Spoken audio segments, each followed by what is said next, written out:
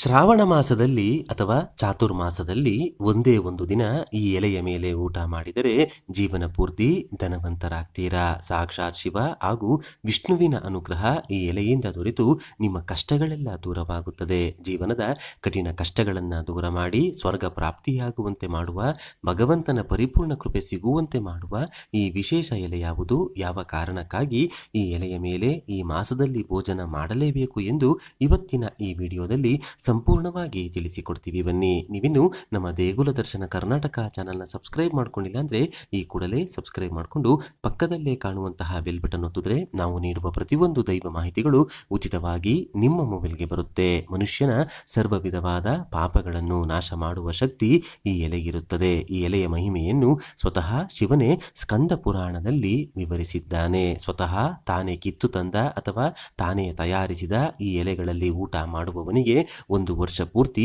ದಿನವೂ ಅಗ್ನಿಹೋತ್ರ ಅವನ ಮಾಡಿದಷ್ಟೇ ಪುಣ್ಯ ಒಂದು ಕಡೆಯಾದರೆ, ಇನ್ನೊಂದು ಕಡೆ ಈ ಎಲೆಯ ಮೇಲೆ ಒಂದು ಬಾರಿ ಊಟ ಮಾಡಿದ ಪುಣ್ಯ, ಇವೆರಡೂ ಸಮಾನವೆಂದು ಹೇಳಲಾಗಿದೆ.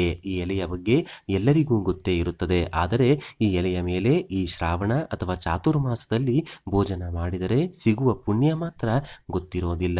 ಈ ಎಲೆ ಯಾವುದೆಂದರೆ ಮುತ್ತುಗದ ಎಲೆ, ಪಲಾಶದ ಎಲೆ ಎಂದು ಕರೆಯಲ್ಪಡುವ ಈ ಎಲೆಯನ್ನು ಬ್ರಹ್ಮವೃಕ್ಷ ಎಂದು ವರ್ಣಿಸಲಾಗುತ್ತದೆ. ಈ ಎಲೆಯ ಮೇಲೆ ಶ್ರಾವಣ ಮಾಸದಲ್ಲಿ ಒಂದೇ ಒಂದು ದಿನ ಊಟ ಮಾಡಿದರೆ ಸಿಗುವ ಪುಣ್ಯವು ಚಾಂದ್ರಾಯಣ ವ್ರತ ಮಾಡಿದ ಫಲಕ್ಕೆ ಸಮಾನವೆಂದು ಹೇಳಲಾಗುತ್ತದೆ. ಚಾಂದ್ರಾಯಣ ವ್ರತವೆಂದರೆ ಅತ್ಯಂತ ಕಠಿಣವಾದ ವ್ರತ. ಈ ವ್ರತದಲ್ಲಿ ಪ್ರತಿದಿನ ಆಹಾರದ ಪ್ರಮಾಣವನ್ನ ಚಂದ್ರನ ಬೆಳಕಿಗೆ ಅನುಗುಣವಾಗಿ ಹೆಚ್ಚಿಸಿ ನಂತರ ಚಂದ್ರನ ಕ್ಷಯದಂತೆ ಕಡಿಮೆ ಮಾಡುತ್ತಾ ವ್ರತವನ್ನ ಆಚರಿಸಲಾಗುತ್ತದೆ. ಈ ಕಠಿಣ ವ್ರತವನ್ನು ಎಲ್ಲರೂ ಮಾಡಲು ಆಗೋದಿಲ್ಲ. ಆದರೆ ಈ ವ್ರತದಿಂದ ಸಿಗುವಂತಹ ಪುಣ್ಯಕ್ಕೆ ಸಮಾನವಾದ ಪಲಾಶದ ಎಲೆ ಅಂದರೆ ಮುತ್ತುಗದ ಎಲೆಯ ಮೇಲೆ ಊಟ ಮಾಡಿದರೆ ಸಾಕು, ಅಷ್ಟೇ ಪುಣ್ಯಫಲ ಪ್ರಾಪ್ತಿಯಾಗುತ್ತೆ. ಮನೆಯ ಸದಸ್ಯರಿಗೆ ಒಂದು ಎಲೆಯಂತೆ ಎಲ್ಲರೂ ಪ್ರತ್ಯೇಕ ಎಲೆಗಳಲ್ಲಿ ಈ ಶ್ರಾವಣ ಮಾಸದಲ್ಲಿ ಒಂದು ದಿನವಾದರೂ ಊಟ ಮಾಡಿ. ಒಬ್ಬರು ಬಳಸಿದ ಎಲೆಯನ್ನ ಮತ್ತೊಬ್ಬರು ಬಳಸಬೇಡಿ. ಶ್ರಾವಣ ಮಾಸದಲ್ಲಿ ಯಾರು ಮುತ್ತುಗದ ಎಲೆಯ ಮೇಲೆ ಗೊತ್ತಿದ್ದು ಗೊತ್ತಿಲ್ಲದೆಯೋ ಊಟ ಮಾಡುತ್ತಾರೋ ಅವರ ಜೀವನದಲ್ಲಿ ಹಲವಾರು ಅದ್ಭುತಗಳು ಜರುಗುತ್ತವೆ. ಏಕಾದಶಿ ಉಪವಾಸದಿಂದ ಸಿಗುವಂತಹ ಪುಣ್ಯದ ಜೊತೆಗೆ ಎಲ್ಲ ವಿಧವಾದ ದಾನಗಳನ್ನ ಮಾಡಿದ ಫಲ, ಸರ್ವ ತೀರ್ಥಯಾತ್ರೆಗಳನ್ನು ಮಾಡಿದ ಫಲ ಎಲ್ಲವೂ ಈ ಮುತ್ತುಗದ ಎಲೆಯ ಮೇಲೆ ಊಟ ಮಾಡಿದರೆ ಖಂಡಿತವಾಗಿಯೂ ಪ್ರಾಪ್ತಿಯಾಗುತ್ತೆ.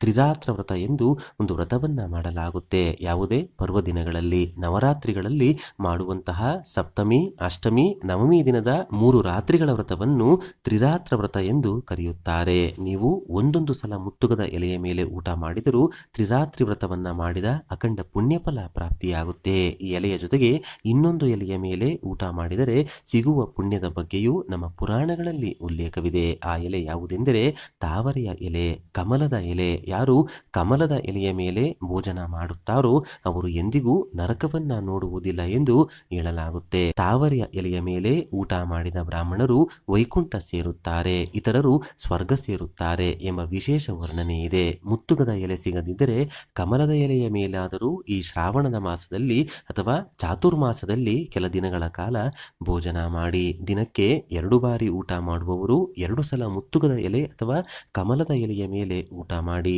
3 ಬಾರಿ ಊಟ ಮಾಡುವವರು ಒಂದೇ ದಿನದಲ್ಲಿ 3 ಎಲೆಗಳನ್ನ 3 ಹೊತ್ತಿನ ಊಟಕ್ಕೆ ಬಳಸಿ. ಮನುಷ್ಯನ ಸರ್ವ ಆಸೆಗಳನ್ನು, ಕೋರಿಕೆಗಳನ್ನು ನೆರವೇರಿಸುವ ಈ 2 ಎಲೆಗಳು ಬಡತನ ದೂರ ಮಾಡುತ್ತೆ. ವಿಷ್ಣು ಹಾಗೂ ಶಿವನಿಗೆ ನಿಮ್ಮ ಕೋರಿಕೆಗಳನ್ನ ತಿಳಿಸುತ್ತದೆ. ಶಿವನ ಕೃಪೆ ಇದ್ದರೆ ಪಾರ್ವತಿಯ ಕೃಪೆ ಸಿಕ್ಕಂತೆ, ವಿಷ್ಣು ಕೃಪೆ ಸಿಕ್ಕರೆ ಮಹಾಲಕ್ಷ್ಮಿಯ ಅನುಗ್ರಹ ಸದಾ ನಿಮ್ಮ ಜೊತೆ ಇದ್ದಂತೆ. ಸ್ತ್ರೀಯರಾಗಲಿ ಪುರುಷರಾಗಲಿ ಪ್ರತಿ ವರ್ಷ ಇನ್ನು ಮುಂದೆ ಶ್ರಾವಣ ಮಾಸದಲ್ಲಿ ಸಾಧ್ಯವಾಗಿಲ್ಲ ಎಂದರೆ ವಿಷ್ಣು ದೇವರು ಯೋಗನಿದ್ರೆಗೆ ಜಾರುವಂತಹ ಚಾತುರ್ಮಾಸದಲ್ಲಿ ಆದರೂ ಮರೆಯದೆ 1 ವಾರವಾದರೂ 3 ದಿನವಾದರೂ ಕೊನೆಯ ಪಕ್ಷ ಒಂದೇ ದಿನವಾದರೂ ಮುತ್ತುಗದ ಎಲೆ ಅಥವಾ ಕಮಲದ ಎಲೆಯ ಮೇಲೆ ಊಟ ಮಾಡಿ. ಎಲೆಗಳ ಮೇಲೆ ಈ ಮಾಸದಲ್ಲಿ ಊಟ ಮಾಡಿದರೆ ಸೌಂದರ್ಯ ವೃದ್ಧಿಯಾಗುತ್ತೆ. ಈ ಎಲೆಗಳ ಮೇಲೆ ಊಟ ಮಾಡುವವರು ರೂಪವಂತರಾಗುತ್ತಾರೆ, ಎಲ್ಲ ಸುಖ ಸೌಕರ್ಯಗಳನ್ನು ಪಡೆಯುತ್ತಾರೆ, ಧನ ಸಂಪತ್ತಿನ ಅಧಿಪತಿಯಾಗುತ್ತಾರೆ. ಇಹಲೋಕದಲ್ಲಿಯೂ ಸುಖ ಅಂದರೆ ಇರುವಂತಹ ಲೋಕದಲ್ಲಿಯೂ ಸುಖ ಸಂಪತ್ತು, ಪರಲೋಕದಲ್ಲಿಯೂ ಸುಖವನ್ನು ಸುಲಭವಾಗಿ ಅನುಭವಿಸುತ್ತಾರೆ. ಈ ಎಲೆಯಿಂದ ಸಿಗುವಂತಹ ಈ ಪುಣ್ಯ ಫಲಗಳನ್ನ ನಮಗೆ ನಾವೇ ಕಲ್ಪನೆ ಮಾಡಿಕೊಂಡು ಏನೋ ಹೇಳಬೇಕು ಅಂತ ಹೇಳ್ತಾ ಇಲ್ಲ, ಪುರಾಣದ ಸತ್ಯವನ್ನ ಇಲ್ಲಿ ತಿಳಿಸ್ತಾ ಇದ್ದೀವಿ.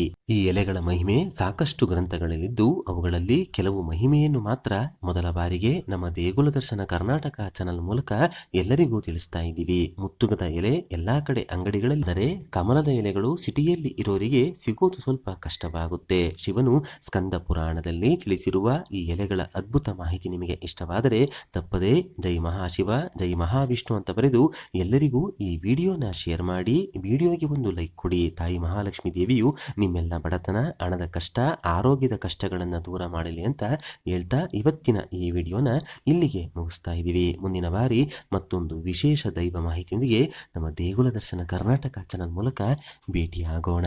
ಧನ್ಯವಾದ ಸ್ನೇಹಿತರೆ.